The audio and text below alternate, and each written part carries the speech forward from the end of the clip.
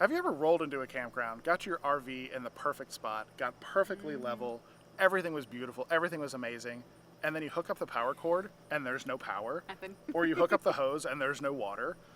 It happens all the time. We're Brian and Aaron from 5 to Go. We've been on the road for 6 years, 3 different RVs, 48 states, the whole shebang. We've got a lot of stuff to share, and that's just one on a list of 11 things that you should be doing, but you probably aren't. Those of you who are guiding the RV in, like you're like me and you're outside telling him where to go. She's my spotter. How many times are you just like, you just need to come out here and look at what I am looking at? Because you're trying to explain it and it's just not getting through to them that they cannot keep coming back, or they can come back another 20 feet and they don't believe you. So I always just say, you know what? We're done arguing about this.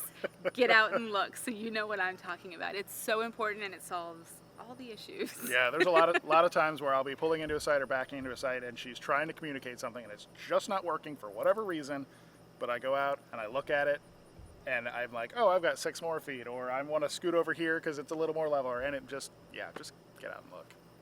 Make sure before you move, whether it's a motorhome, a travel trailer, fifth wheel, anything, make sure before you start moving that you walk around. Walk around up close, look at everything, check all your locks, make sure stairs are in, doors are closed, all of that stuff, and then take a few steps back and walk around again and make sure that there's nothing under the wheels. There aren't any toys underneath the rig. There aren't porcupines or cats hiding underneath, or snakes or whatever. All these Just things. walk around and make sure everything is ready to go before you start rolling out of your site. When you're getting ready to close your slides, I always vacuum before and get as close as I can to everything and peek down, and then make sure you've moved everything out of the way, because we've had a couple of instances where things have been in the wrong place while we've been moving slides in, and so we kind of double, triple check that stuff now. Yeah, the last thing you want is something caught under the slide to scrape up your floor, or next to it. On the slide and does some damage to something next to the slide. Bad stuff. One of the biggest pains of RV ownership is getting things fixed. And we have heard many stories about someone needing something relatively simple fixed that they couldn't do themselves, but it will take them 6 to 9 months to even get their rig into the dealership. And then it's another, 4 to 6 week job to fix it because they have to wait for parts or anything like that. You all have heard these stories. They are horrible. There is a quick little trick or tip or hack even. Look for mobile techs in your area. Mobile RV techs. Yep. Mobile RV techs. They are very knowledgeable, and they tend to be much quicker and easier too, because you don't have to take your rig to a dealership or to a manufacturer. Those mobile techs can come straight to you in a campground or at your house and get a lot of these things done. So look in your area for a mobile tech. It can save you a ton of time and possibly even money.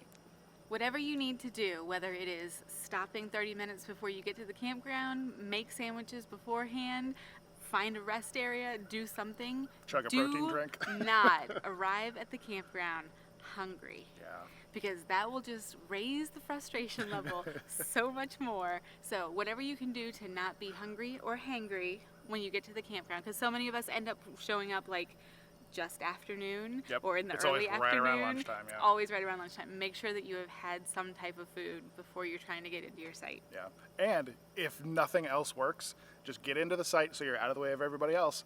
Stop and have a snack and then do everything else. Just it's bad enough parking these things, doing it while hangry, It's wrong. Just don't do it. Regardless of the type of RV you have, when you are done setting up, you need to make sure that all of your tires are on the ground.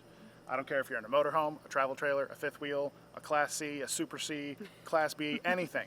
All the tires should be on the ground at all times. Yep. If they need to come off the ground for you to get level, you need to put blocks underneath the tires that are coming up off the ground.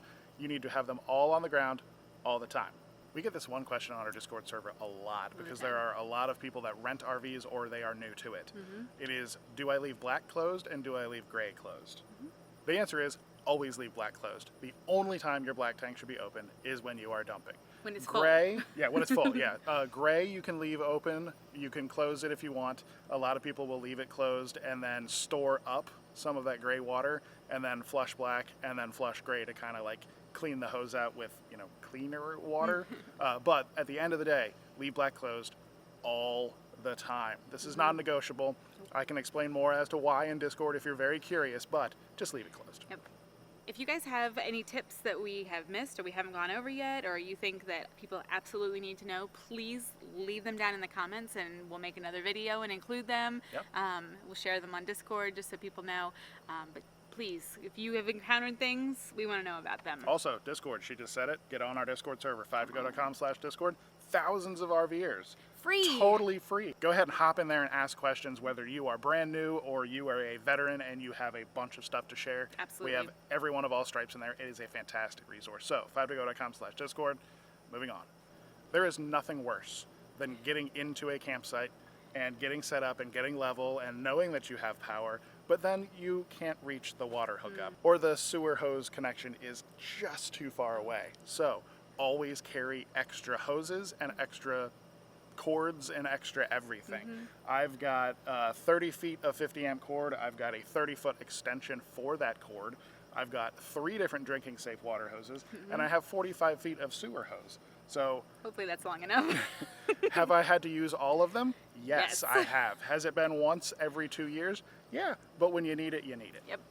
This one is more about being considerate to your campground neighbors. Yep.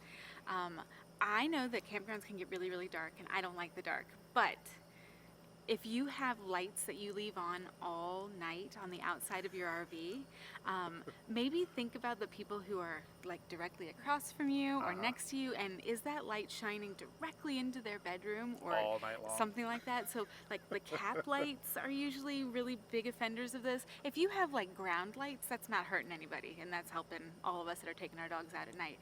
But just kind of think about that. If you have big like floodlights that are just pointing into my room, I'm gonna be a little upset about that. So just think about others and what that is doing to them, and maybe not leave them on all night. But honey, I have a lot of lights and I have switches and I want to turn them on and show off all my lights. So do that until like 9 and then turn them all off. There you go. Quiet. Go by quiet hours. Yeah. Yeah. Have quiet hours be light hours. Yep, Yeah. there you go. That works. Before you get on the road, know the total length of your RV and tow vehicle or the vehicle that you tow. Also, you need to know your height. This one I is would say height's more important. so much more important than anything else to know, Yeah. especially if you are traveling in places that have lots of bridges. New England says what? Right? Interstates you're going to be fine on for the most part. But I use an app called Allstays, and it gives me the heights of all the bridges that we are going to be on the roads that we're going to be driving on. And so I can look up and know, but it really, really helps to know exactly how high you are, because if you see 13.4 and you are wondering, am I 13.6? Am I 12.8? What is it? It's so much better to know.